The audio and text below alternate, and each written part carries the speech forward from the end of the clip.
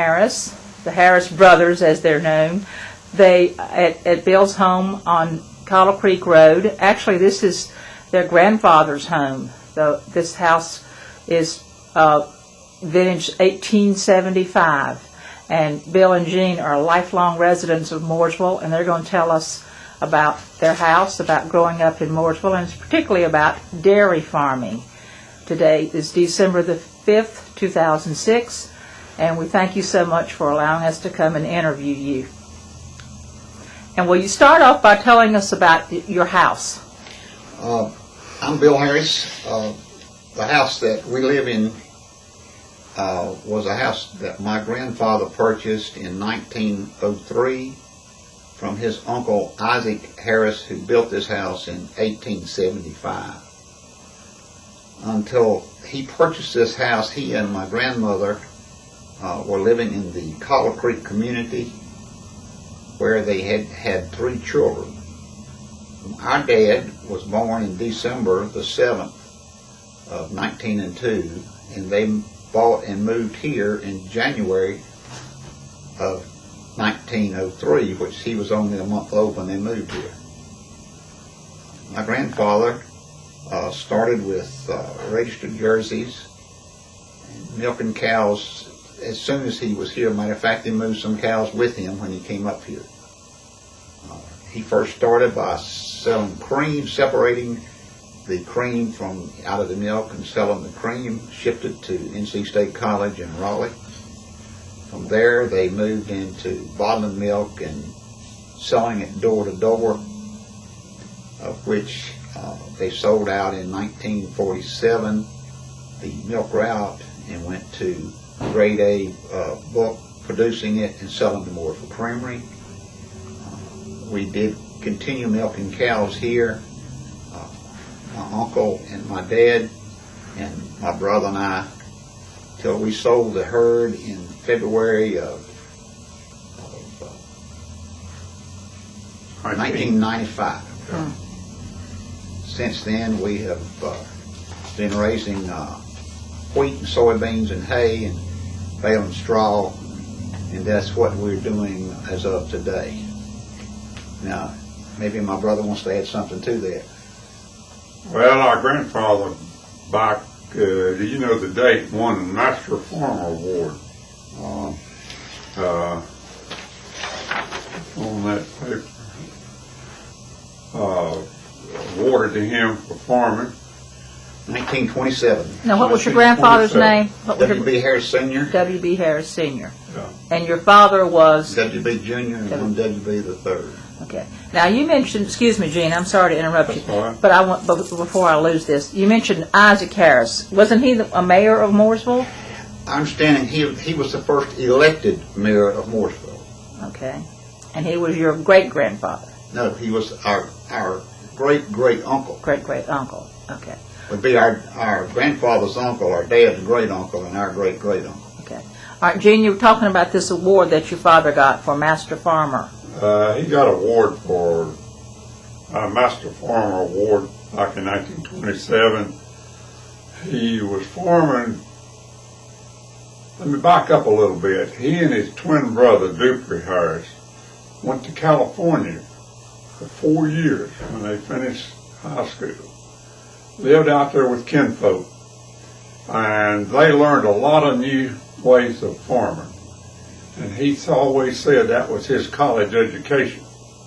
When he came back in here, he started practicing those things. One of the first things he planted was alfalfa, and people hadn't seen alfalfa much. And through the efforts of county agent, Mr. Ray Marr, he did a lot of, who was brother to Mr. Fred Marr and Jim McMarr and him.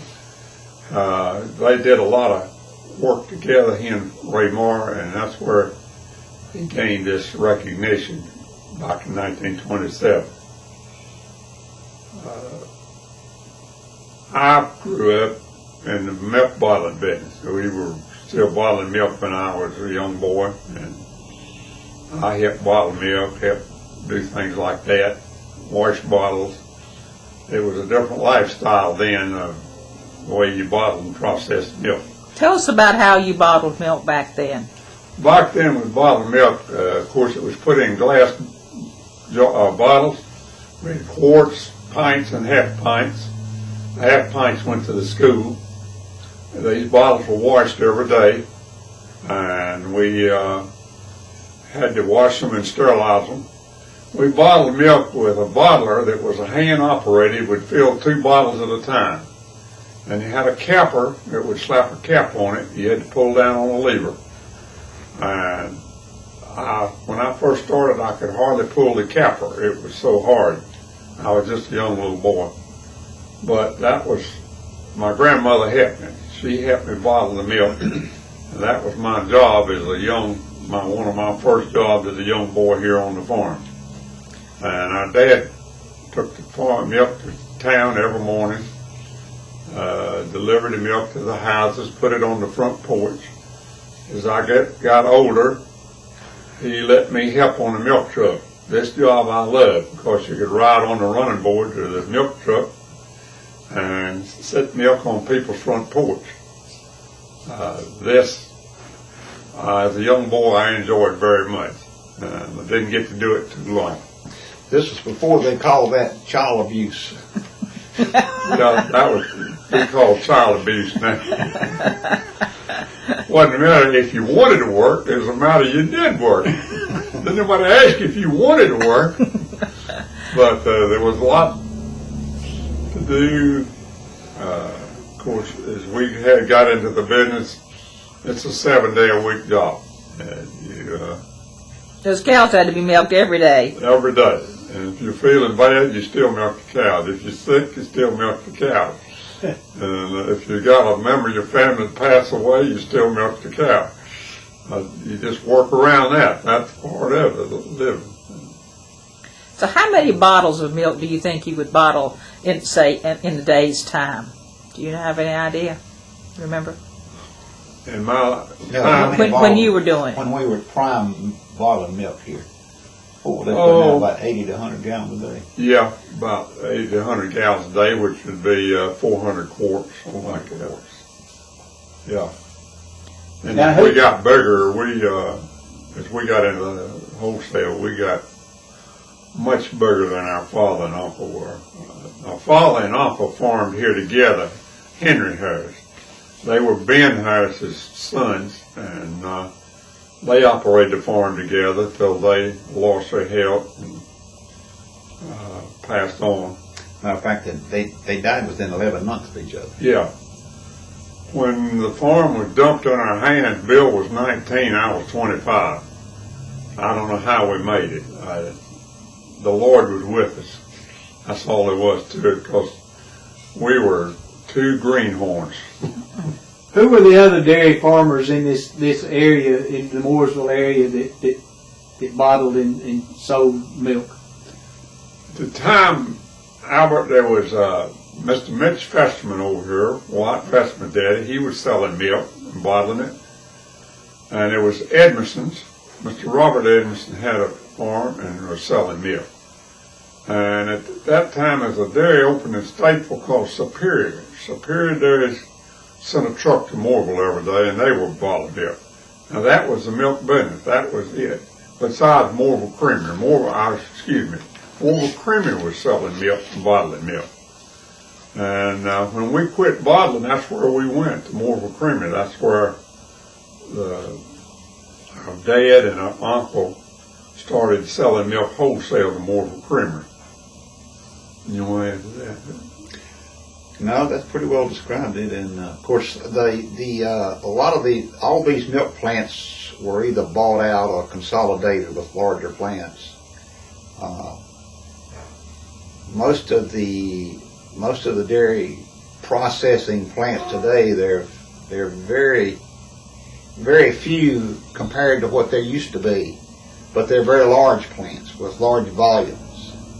And of course, everything now is handled bulk. All the milk comes in tankers. And a plant may bottle for 4 or 5 or 6 different establishments. I'm talking about supermarkets. I dare say 95 to 98% of all milk sold in supermarkets today as compared to yesteryear when it was peddled out door to door. Well, so when y'all were at that point in time, milk was delivered to the homes, but you didn't really take it to the grocery stores to be sold as well. Nobody took milk to the grocery store. I don't reckon. To our knowledge, in the 30s and early 40s, I really don't know where there was any milk even available in the grocery store. Maybe there was now, but we never sold a bottle to a grocery store. But you started out bottling, and then you sold to the creamery, and then prior to the time you got out of the business, you were selling it bulk to. Well, we went from Mooresville Creamery to Rowan Dairy in Salisbury, from Rowan Dairy to Hunter Jersey Farms in Charlotte, and from Hunter Jersey Farms to Peeler Dairies in Sumter, South Carolina, Gaffney, South Carolina. And then when we were at Peeler's, when we sold out. And that was in 95. Well, tell us a little bit about the dairy business in Iredell County, say when you got into it back in the, well, you mentioned you got into it, say, in the 50s. The production, 1960. Okay. Well, I'll say this. Of course, we were already in it. But when the World War II was over and the veterans came home, the county agents were trying to persuade these boys to go into the dairy business, and many of them went into the dairy business. There was dairies everywhere, all over, small dairies milking 20 to 30 cows, and they were all over the area. And for years there, the country was covered with small dairy farms, and then they passed on out as they had to get bigger to stay in business, and they did. A lot of them sold out. But in the early 50s, there was dairy farms everywhere. Probably South Iowa probably had, what would you say, 20? 20, 25 dairy farms. Yeah, just in South Iowa. Which there is none today.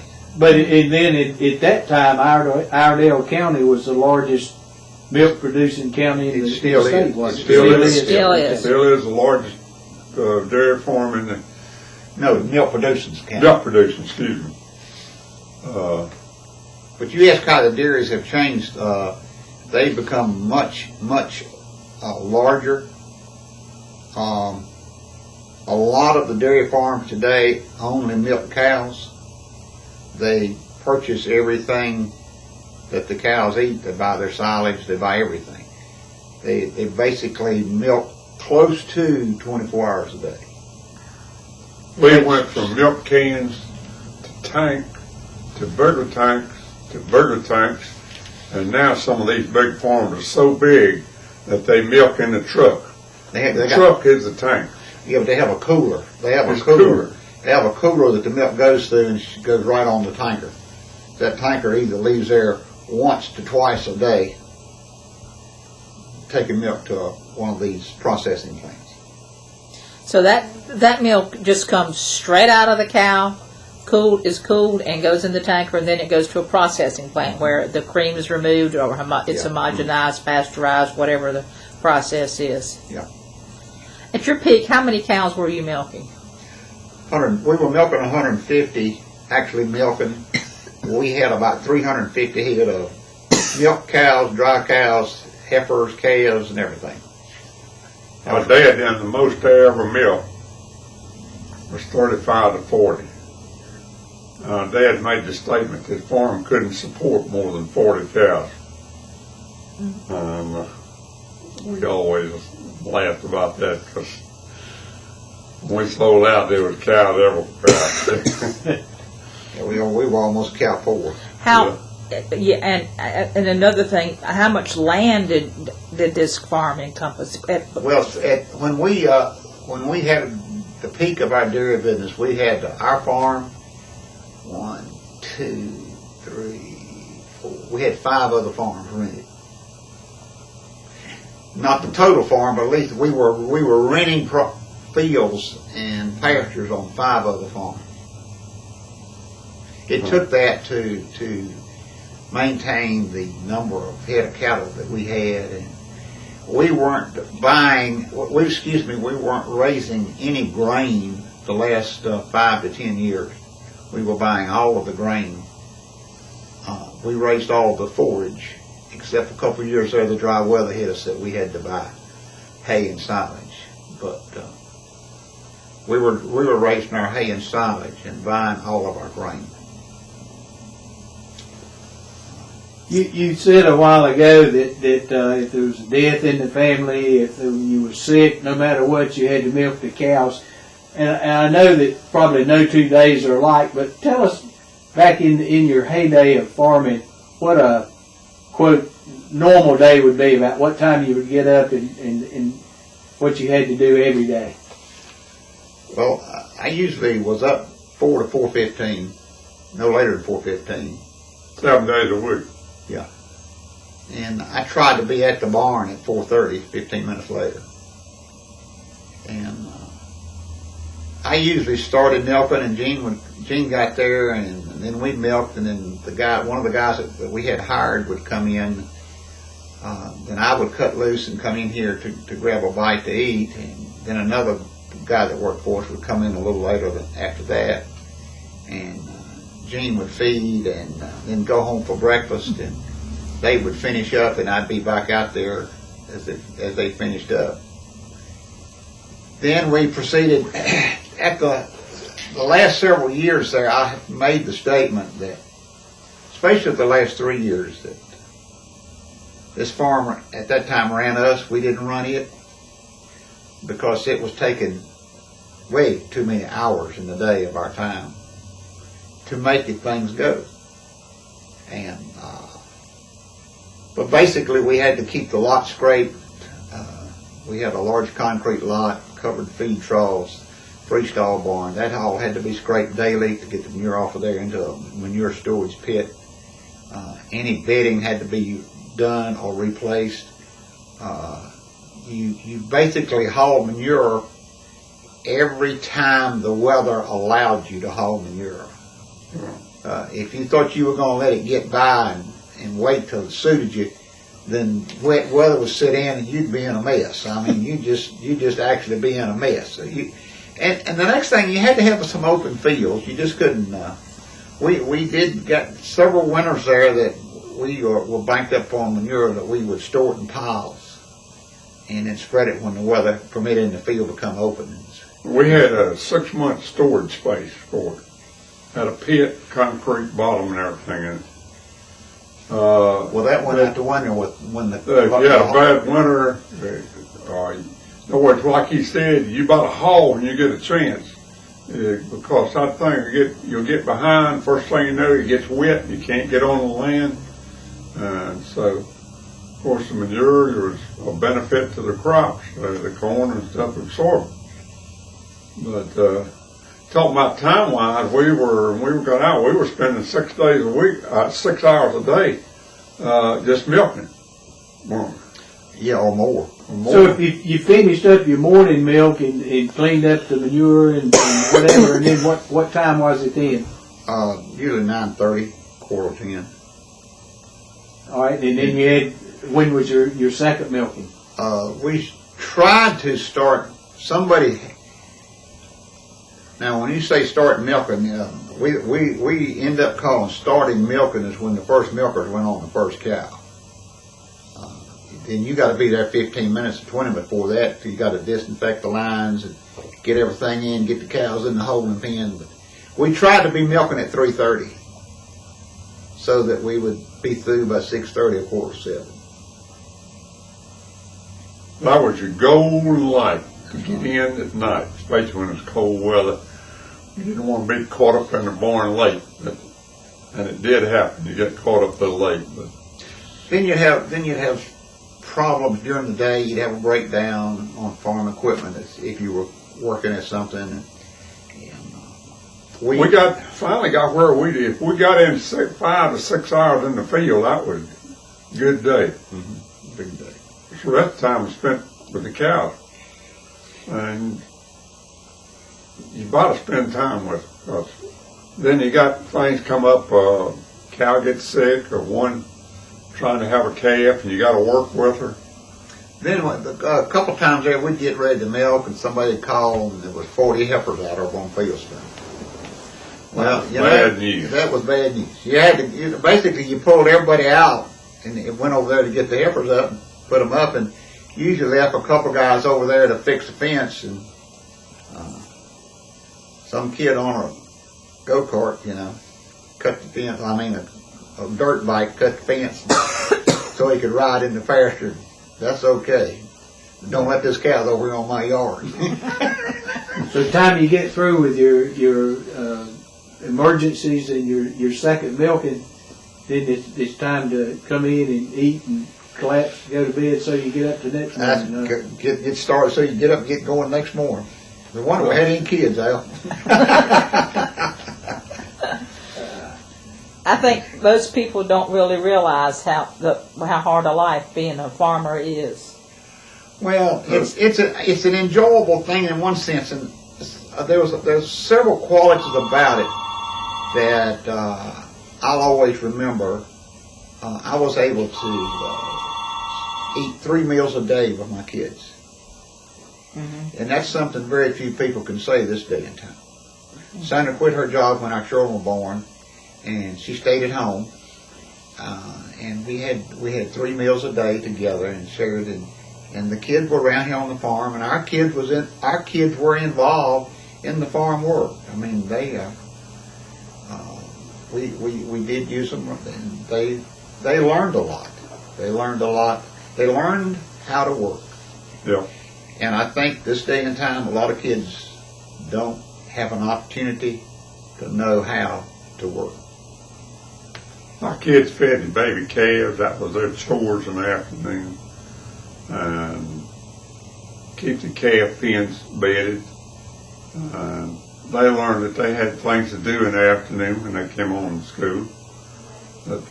And our children, they have zero problem, no problem at all. They grew up here working on the farm. They knew what work was. They knew how to, if you got in a mess and something broke down, knew how to try to get it fixed. Responsibility, you knew that you had to get up. My son, even today, gets up early. He said it's just part of his life. He grew up doing that, and he still gets up early in the morning, gets on to work. And children learn a lot of responsibility. They learn about animals. They learn about nature. They learn that there's good years and there's bad years. And there's nothing you can do about it. And they learn that, I'd say the word would be responsibility. That's one thing that they learn, that they pass on in their life. I'll never forget, we had a man talk to us, professor, or dairy scientist from State College, one night. We went to a meeting. He said, fellas, I hate to tell you this, but you're in a business that requires about 100% of your time. And whenever you put anything before your cows, you're going out of business. He said, I know you love your wife, but he said, if you put your wife before these cows, she's going to catch up with you. He said, if you got a civic club, civic organization, or a church, or something like that, if you put that cow second, what he was talking about, a cow gets sick or pregnant and trying to have a calf and can't have a calf, and you just go off and leave her and go to a meeting or go to something else, she's going to be dead. And let me tell you, we learned the hard way. We got up and milked our cows on Christmas morning and came back and celebrated Christmas. We tried to, when we grew up, we celebrated Santa Claus on Christmas Eve. And we got back up around 9:30, 10 o'clock. We went to bed early. We wanted to decide with our cows that we were going to, once Christmas, we were going to have Christmas celebration, Christmas morning, have Santa Claus, and then go milk the cows, 8 or 9 o'clock. Yeah, we did that 1 year. We lost the 2 best cows we owned. They died. How long did it take them? A week? Had mastitis. All the blood vessels in their udder burst from too much milk. And we were too late milking them. And they got mastitis, which is a disease of the udder. When their udders are so full of milk, they're so subject to injury. They're just so subject to injury. And obviously they were extremely heavy milkers, and evidently they got injured horsing around a lot because the cows were very restless. They knew that we were late, and They have their own routine. they do. They're a creature of habit. They are very much a creature of They habit. know when it's time to milk. Oh yeah. A lot of these modern dairy farms don't even feed in there where they milk. The cows are so accustomed to coming in there that they don't even feed in there. Now these new ones are milking 3 times a day. They milk 3 times a day, where we milk twice a day. And that reduces the stress on the udders. They milk 3 8-hour intervals. Now that takes more labor. It's more labor intense. That takes, and I'm sure the owner or owners plural, it's hard for them to be there at all 3 milks. And I'm sure they encounter problems with hired help. Yeah, but that's a 24-hour operation. Yeah. Yes.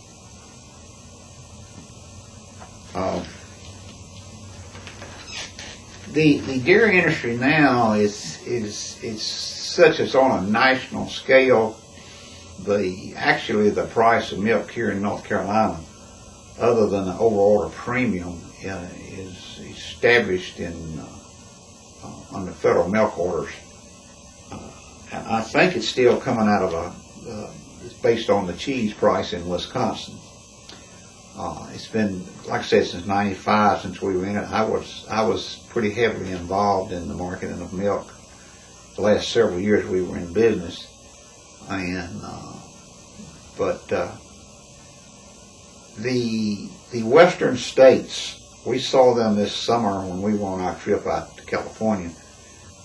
There's a lot of mega dairies that milk 4, 5, and 10,000 cows. They have run out of a market for milk. So as they run out of a market for milk, they push that milk east.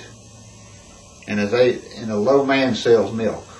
The low price man sells milk. Mm-hmm. So this affects the price of milk all the way to the East Coast.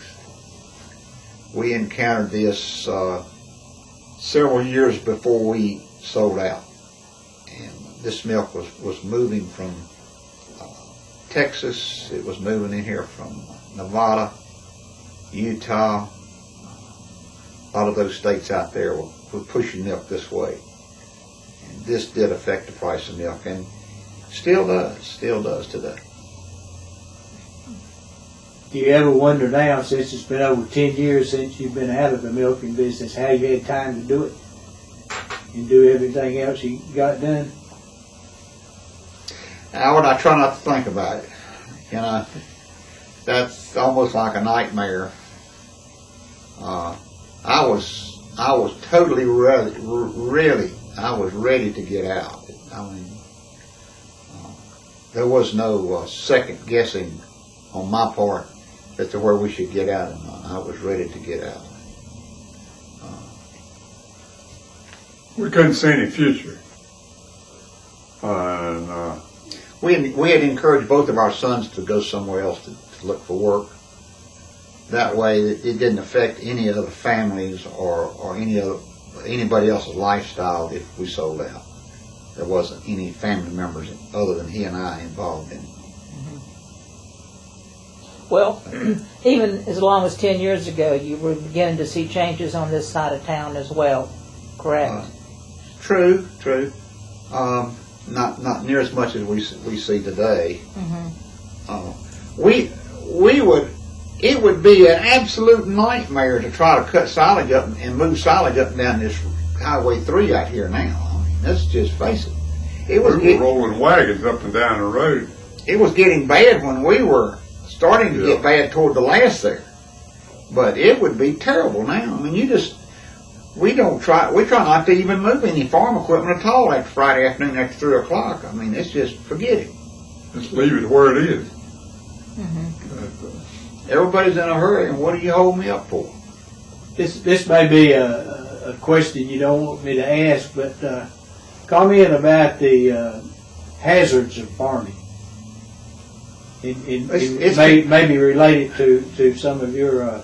It's considered. Accidents. I think it's considered. If I may be wrong, but I think it's the second behind mining as the most hazardous. One of the most hazardous professions. I think mining is the number one, and I can understand why that is. But yeah, we've had several very close call accidents here on the farm. Gene was caught in a grain bin in 1998. We were unloading soybeans, and they bridged on us, and we were in there getting them broke loose, and then when they broke loose, it sucked him down in them. And we got him out of that. And I was involved in a combine accident last summer. So, yeah, there is hazards out there, and then you can. Most of the time you get hurt, it's in the afternoon, you're getting tired, you get lax, you're in a hurry, and your mind's not on being careful. And that's when the trouble starts. They got statistics to prove it. That's true too. But I don't know. You just main thing in a hurry. Well, you got several things to compete against. Number one thing you got to compete against is the weather.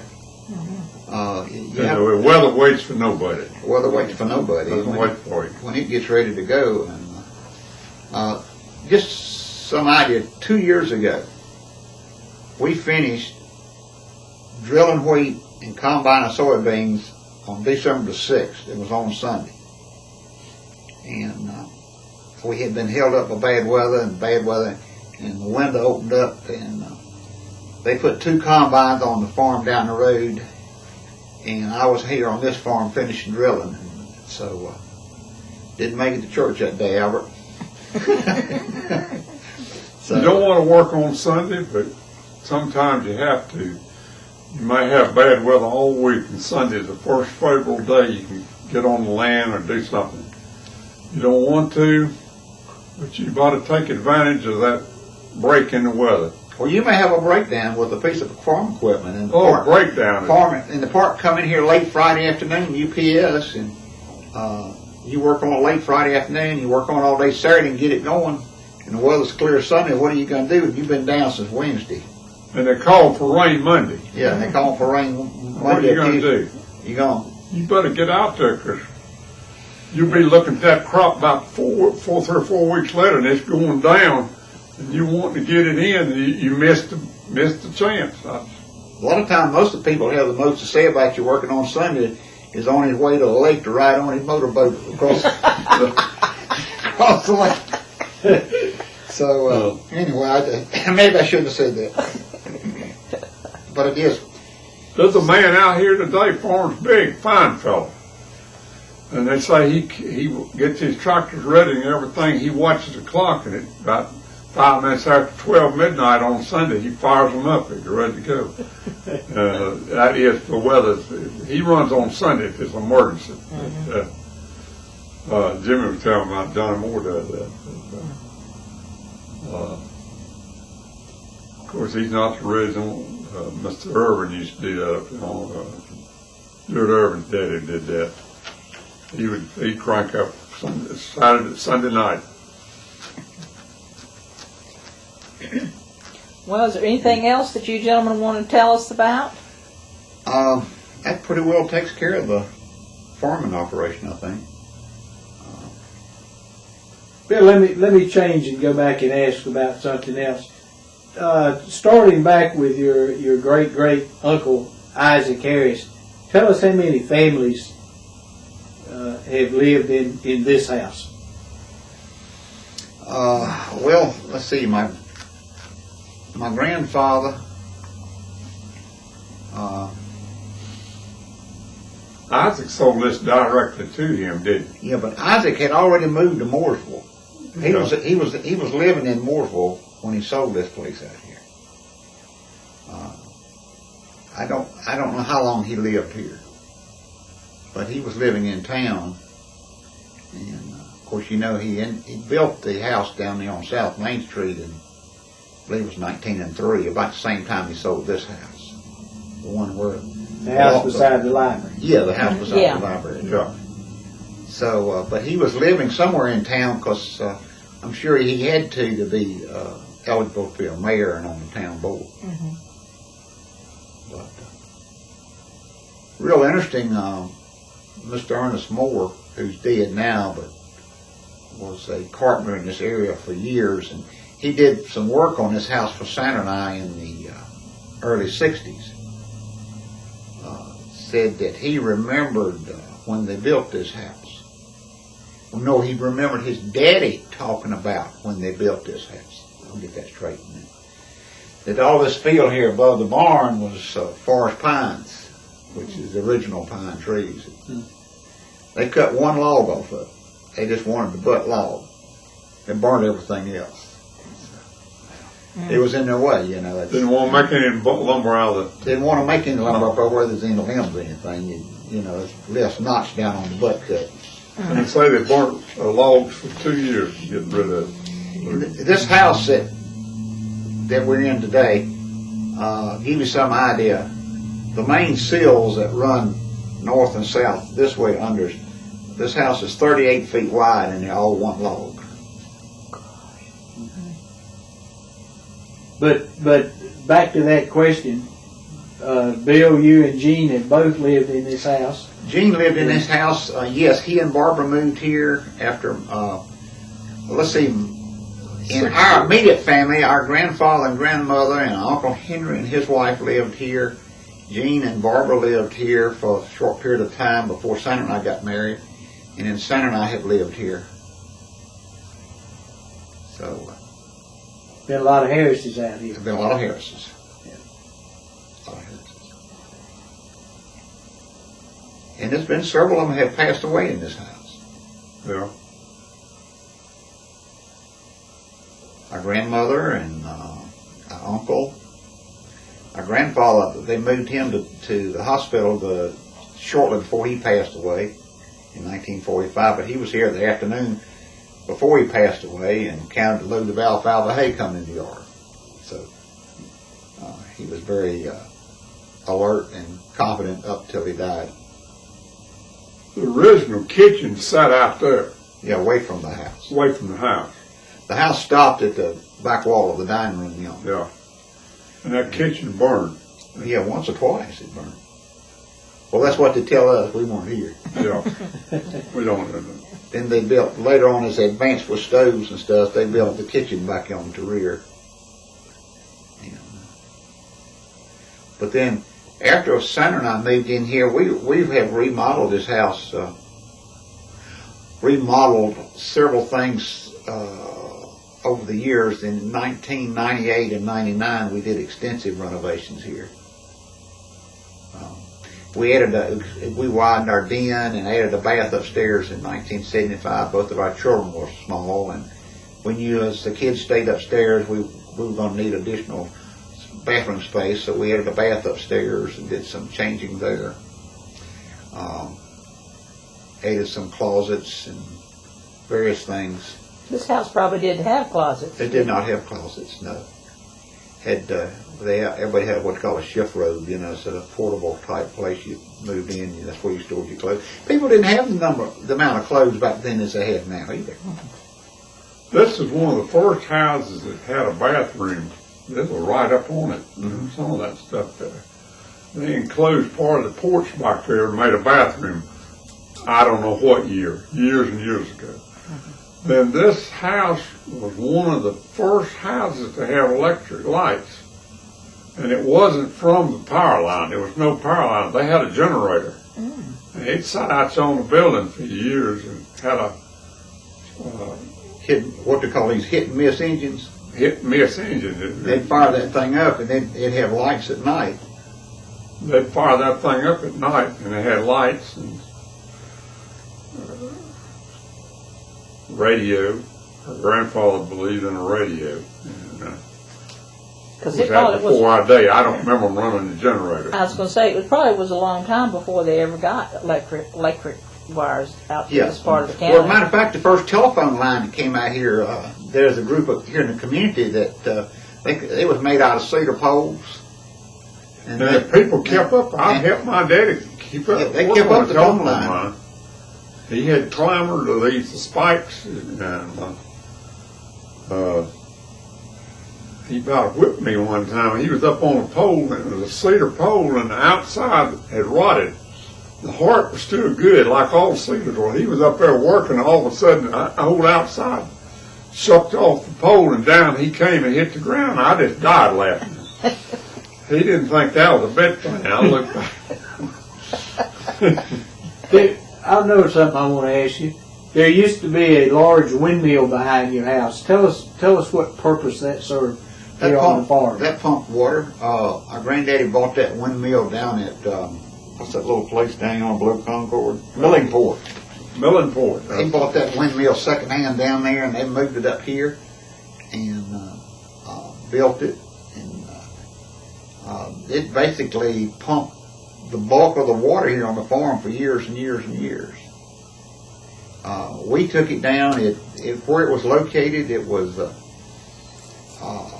it restricted the road that went through there, and as our farm equipment got bigger and bigger and bigger, we finally got where we had several pieces we couldn't even take through there. And the windmill got wore out. The wheel got where it was coming apart. And It got dangerous. the well where we pumped water, that wouldn't even begin to do that. No, That was a little, about 3 gallons a minute.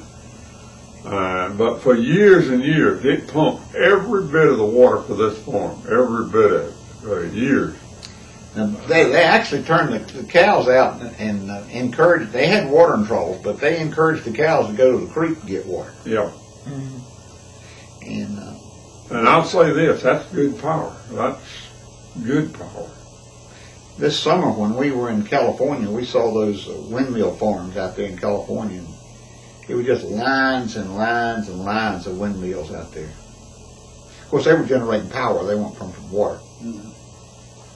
And the sound wasn't hurting anybody because there sure wasn't anybody living out there where they were. Out in the And middle they of say there's nowhere. no sound if there's no ears there to hear it. I don't. It's just vibrations until the eardrum picks it up. So That windmill we had made no sound. It didn't. it was relatively It quiet. was quiet. The tail would squeak sometime, and they had a tail on directing the thing.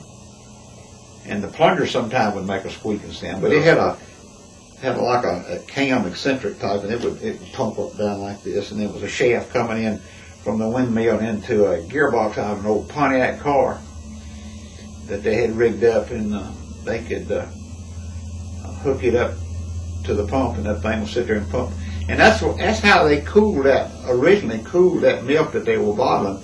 They pumped fresh cold well water through that radiator, and that milk was poured in a trough, and it went over top of that well water radiator into a trough, and it went into the bottler, and they bottled that milk. Basically, they were bottling the milk at ground temperatures, which would be 55 degrees, 58 degrees. And then they would move the night's milk into the cooler, and the morning milk went straight from there to the household. So it's when you got your milk in the mornings, that's when they were delivering door to door. That milk was probably not over 3 hours old. It was good milk too. Well, Yeah. Yeah, it was. People then, the most housewives were at home, and they would take the milk in as soon as you put it on the porch, or pretty soon. And that's another problem. Now you got so many people working, there's no one at home, and the milk would have to sit on the front porch all day long, which that would not be good at all. That wouldn't work, especially in the summertime. I really unless it's a very unique and special case, I know of no home-to-home delivery milk anymore. And maybe some of this organic milk is delivered door to door. I don't know. What makes milk organic different from what you when you were producing milk? What makes it? Well, they claim, and that it's basically not any chemicals are used on any of the crops. They like to say there's no fertilizer used on the crops. But you all used manure as your fertilizer, didn't you? Well, that's part of our, yes, we did, but we still use fertilizer, and I am afraid this country would not be bountifully blessed with food if it was all organic raised. Somebody would not, there would not be enough to go around. Well, people are worried about the milk. They don't realize how much the milk is checked. They take a sample out of your tank before they pump it on the truck. Okay, they take those samples in before that truck is unloaded. They check everybody's sample. And a sample off the truck too. And a sample off the truck. If you put anything in that milk, like an antibiotic, it got in there, then you... Well, you wouldn't put the antibiotic. What I'm saying is, if some way you accidentally milked a cow that had been treated with antibiotics. Yeah, you're right. If you accidentally get a cow that's been treated, well, you dump that cow's milk for 3 or 4 days. She has a clearance period. But if it accidentally gets in that tank, and before they unload that truck, they find it on your sample, then you done bought that truckload of milk, and they go to dump it. They bring it to your farm, want to know where you want it dumped. Yeah. Because the town sewer systems don't want it. No. The first few they dumped in these, at the city drain, and the city stopped that right quick. You know, Well, they make powder out of it.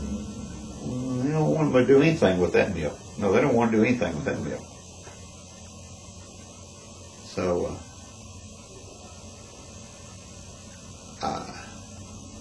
getting back to organic, that's a good question. Now, I saw the article today in one of the papers said that the demand for organic milk, especially, was so great that they were going to have to go to importing it. And I'm sure they're going to really have their hands full tracking imported milk as far as organic standards to be met. So, well, that's interesting. Albert, anything else you want to ask? You're through? Yeah. Anything else you gentlemen would like to share with us?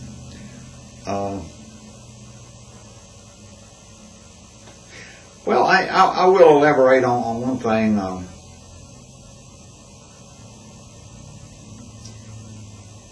We are probably one of the families most affected today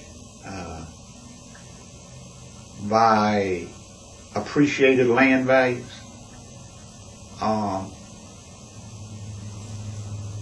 This, like I said, this farm has been here for in excess of 100 years in our family. We have to, at some level, keep farming it to get the farm use tax value to justify to be able to stay here and pay the taxes on it. There is a certain movement among the general public today for more open green areas. I'm not against that. I'm not against that at all.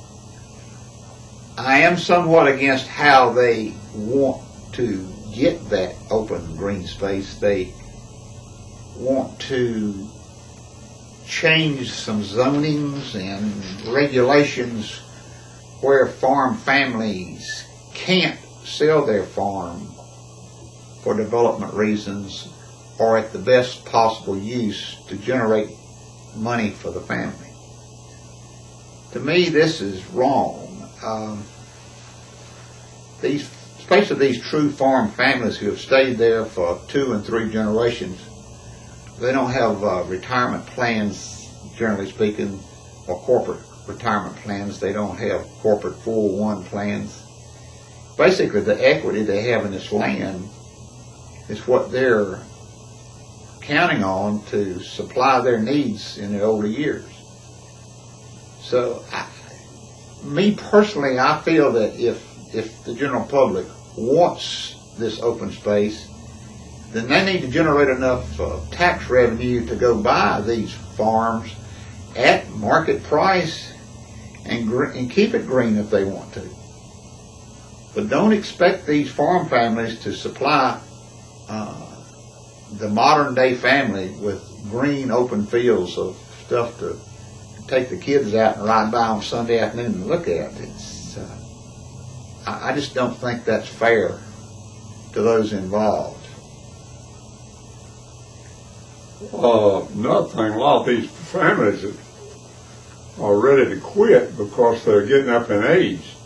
Well, if they require them just to keep that farming, they can't do it much longer. The age is catching up with them, and they're not able to keep a farm in that land. Well, then if he rents it to another farmer, it doesn't generate enough revenue for farm rent to sustain any type of viable lifestyle. It's a dilemma for farm families. It is, and there's a growing feeling that we want to keep all that open land. But I don't want to pay for it. I want you to pay for it. So If you don't own it, you don't control it. And I agree with you, but that's not the thinking today. And it's getting stronger and stronger. And I think it's going to come home to haunt some of them. Well, we certainly appreciate your allowing us to come and interview you, Well, thank you. and especially in this beautiful house, and the history behind this house is wonderful, we're so glad you have preserved it and preserved the history of the house and the farm as well. Thank you. Thank you.